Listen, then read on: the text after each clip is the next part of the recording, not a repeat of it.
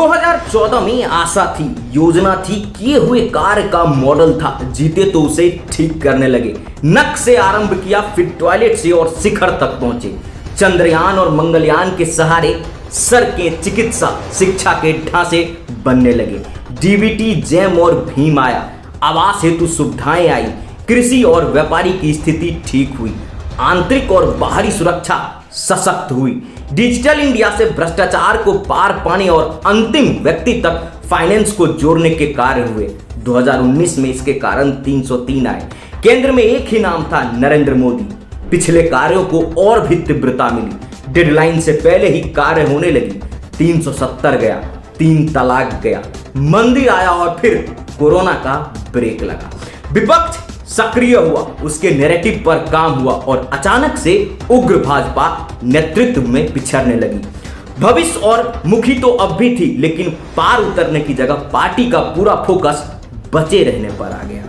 कभी मोदी योगी में मनमुटाव की बातें चली तो कभी अध्यक्ष पर प्रश्न उठे और नैरेटिव में ऐसा दिखने लगा भाजपा और मोदी अब पिछड़ रहे हैं और उन्हें सत्ता चाहते हैं। वो बस एक सत्ता चाहते हैं। मोदी की विकास यात्रा अभी भी चल रही है। सड़क, आवास, हॉस्पिटल, कॉलेज सब बन रहे हैं। आर्थिक शक्ति बढ़ रही है, मुद्रा से बिल्कुल रोजगार आ रहा है।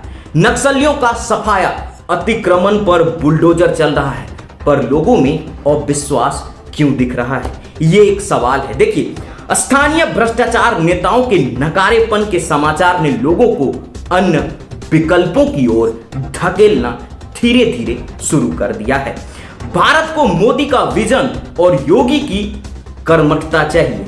ये एक बहुत बड़ी बात हम आपको कह रहे हैं कि भारत को मोदी की विजन और योगी की कर्मठता चाहिए। मोदी ने इतना कर दिया है कि लोगों की आशाएं उत्कृष्ट से नीचे कुछ भी नहीं स्वीकारती और स्वीकारना भी नहीं चाहिए। पूर्व में ब्रांड मोदी के सहारे जीतने वाले सोने का पानी चढ़ाए कुछ कड़ियों में लगी जंग सीधे प्रधानमंत्री की छवि पर छींटें बार बार उड़ा रही है और लगा रही है। आशा है इस पर बैठकर बात हो, क्योंकि लक्ष्य राजनीति नहीं, राज्य निर्माण होना चाहिए।